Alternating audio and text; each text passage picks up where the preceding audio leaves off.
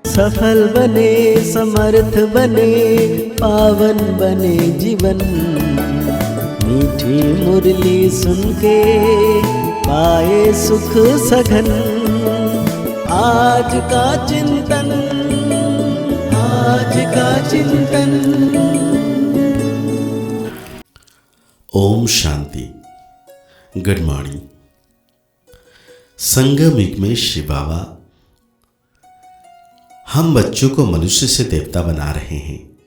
तो आज बाबा कह रहे हैं, ज्ञान सागर बाप तुम्हें ज्ञान की थालियां भर भर कर देते हैं, जितना चाहे अपनी झोली भरो, सब फिक्रातों से फारिग हो जाओ।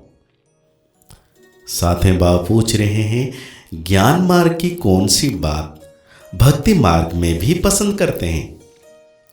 बाबा कहते हैं, स्वच्छता। ज्ञान मार्ग में तुम बच्चे स्वच्छ बनते हो, बाप तुम्हारे मैले कपड़ों को स्वच्छ बनाने आए हैं। आत्मा जब स्वच्छ अर्थात पावन बन जाती है, तब घर में जाने के, उड़ने के पंख लग जाते हैं। भक्ति में भी स्वच्छता को बहुत पसंद करते हैं। स्वच्छ बनने के लिए गंगा में जाकर स्नान करते, लेकिन पानी से आत्मा स्वच्छ नहीं बन सकती। बाबा कहते हैं, तुम्हें याद की यात्रा को भूलना नहीं है। सुबह को जैसे यह प्रैक्टिस करते हो, उसमें वाणी नहीं चलती है, क्योंकि वह है निर्वाण धाम में जाने की युक्ति। पावन बनने के लिए सिवाय तुम बच्चे और कोई जा नहीं सकता। माना पावन बनने के सिवाय, बिना पावन बिना परम धाम नहीं जा सकते, उड़ नहीं सकते। यह भी समझते हो, सत्युग जब होता है तो कितनी ढेर आत्माएं उड़ कर आती हैं। अभी तो कितनी करोड़ों आत्माएं हैं, वहां सत्युग में जाकर कुछ लाख बचेंगे, बाकी सब उड़ जाते हैं। कहां? परम धाम। जरूर कोई तो आकर पंख देते हैं ना। इस याद की यात्रा से ही आत्मा पवित्र हो जाती है।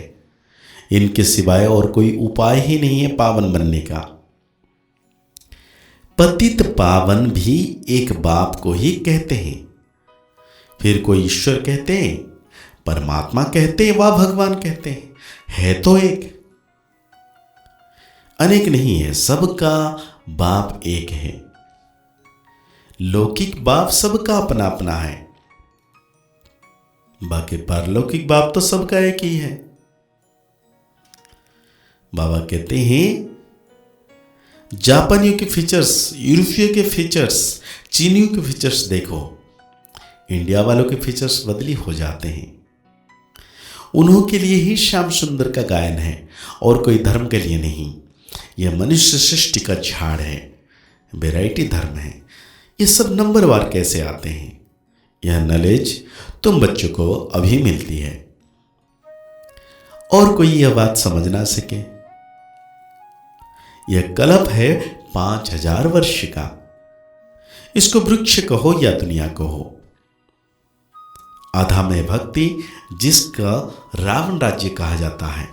5 विकारों का राज्य चलता है। काम चिता पर चढ़कर पतित सांवरे बन जाते हैं। रावण संप्रदाय वालों की चलन और देवी संप्रदाय वालों की चलन में दिन रात का फर्क है। मनुष्य उन्हीं की महिमा गाते हैं, अपने को नीच पापी कहते हैं। अनेक प्रकार के मनुष्य हैं। भक्ति तो तुमने बहुत की है, पुनर्जन्म लेते लेते भक्ति करते आए हो। पहले होती है अव्यभिचारी भक्ति। एक की भक्ति पहले पहले शुरू करते हैं, फिर व्यभिचारी हो जाती है, अंत में फिर बिल्कुल ही व्यभिचारी बन जाते हैं। तब बाप आकर अव्यभिचारी ज्ञान देते हैं, जिस ज्ञान से सद्गति होती है। इसका जब तक पता नहीं है तो भक्ति के ही घमंड में रहते हैं। यह पता नहीं कि ज्ञान का सागर एक ही परमात्मा है। भगवान उवाच, अपने को आत्मा समझो, मुझ बाप को याद करो और उससे ममत्व मिटा दो, तो तुम्हारे विकर्म विनाश होंगे। फिर कभी बीमार होंगे ही नहीं, काल खाएगा नहीं, आयु भी बड़ी होगी। इन देवताओं की आयु बड़ी थी ना, फिर बड़ी आयु वाले कहाँ गए? पुनर्जन्म लेते लेते आयु कम हो जाती है। ये दुख सुख का खेल है, इसको कोई जानते नहीं। मेले मला खड़े आदि कितने होते हैं। कुंभ के मेले में कितने लोग स्नान करने के लिए जाकर इकट्ठा होते हैं, परंतु फायदा कुछ भी नहीं है। रोज तुम स्नान करते हो, पानी तो सब जगह पर सागर से ही आता है। सबसे अच्छा पानी तो कुएं का होता है। नदियों में तो कीचड़ा पड़ा रहता है। कुएं का पानी तो नेचुरल शुद्ध होता है, तो उनसे स्नान करना बहुत अच्छा लगता है। पहले यह रिवाज था, अब नदियों का रिवाज पड़ा है। भक्ति मार्ग में भी स्वच्छता को पसंद करते हैं। अब परमात्मा को पुकारते हैं कि आकर हमको स्वच्छ बनाओ। गुरु नानक ने भी परमात्मा की महिमा गाई है कि मूत फलिती कपड़े धोए, बाप आकर मूत फलिती कपड़े को स्वच्छ बनाते हैं। यहां बाप आत्मा को स्वच्छ बनाते हैं। वो लोग आत्मा को निर्लप समझते हैं। बाप कहते हैं यह है ही रावण राज्य, सृष्टि की उतरती कला, गायन भी है चढ़ती कला, तेरे भाने सर्व का भला, सर्व की सदगति हो जाती है। हे बाबा, आपके द्वारा सबका भला होता है। तो बाबा कहते हैं मैं कुछ नहीं जानता हूं, मैं तो तुम बच्चों को पढ़ाने के लिए आता हूं। आप तो हमारे अंदर को जानते हो। बच्चे कहते हैं, बाबा कहते हैं नहीं नहीं, मैं तो सिर्फ पढ़ाने के लिए आता हूं। तुम आत्मा अपने इस तख्त पर विराजमान हो, मैं भी इस तख्त पर बैठा हूं। आत्मा कितनी छोटी बिंदी है, यह कोई जानता ही नहीं। तब आप कहते हैं पहले आत्मा को समझो, फिर बाप को समझो। बाप पहले पहले आत्मा का ज्ञान समझाते हैं, फिर बाप का परिचय देते हैं। भक्ति में सालिग्राम बनाए पूजा कर फिर खलास कर देते हैं। बाप कहते हैं यह सब है गुड़ियों की पूजा। जो इन सब बातों को अच्छी रीति समझते हैं वो औरों का भी कल्याण करते हैं। बाप भी कल्याणकारी है, तो बच्चों को भी बनना है। कोई तो औरों को दलदल से निकालते निकालते खुद फंस मरते हैं, अपवित्र बन पड़ते हैं कि कमाई चट कर देते हैं। इसलिए बाप कहते हैं खबरदार रहना, काम चिता पर बैठने से ही तुम काले बने पड़े हो। तुम कहेंगे हम ही गोरे थे, हम ही काले बने, हम ही देवता थे, हम ही नीचे उतरे। नहीं तो 84 जन्म कौन लेते हैं? यह हिसाब बाप समझाते हैं। बच्चों को बहुत मेहनत करनी पड़ती है। आधा कल्प से जो विशेष सागर में पड़े हैं उनसे निकलना मासी का घर नहीं है।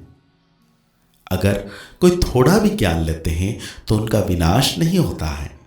यह कथा है ही सत्यनारायण बनने की, फिर भी प्रजा बनती है। थोड़ा समझकर चले जाते हैं, हो सकता है फिर आकर समझें। आगे चलकर मनुष्य में बैराग भी होगा, जैसे शमशान में बैराग आता है, बाहर निकले तो खलास। तुम भी जब समझाते हो अच्छा अच्छा करते हैं, बाहर गए तो खलास। कहते हैं यह काम उतार कर आएंगे। बाहर जाने से माया थोड़ा मोड़ लेती है, कोटों में कोई निकलता है। राजाई पद पाना, इसमें मेहनत लगती है। इसलिए बाबा कहते हैं हर एक दिल से पूछे, बेहद के बाप को हम कितना याद करते हैं।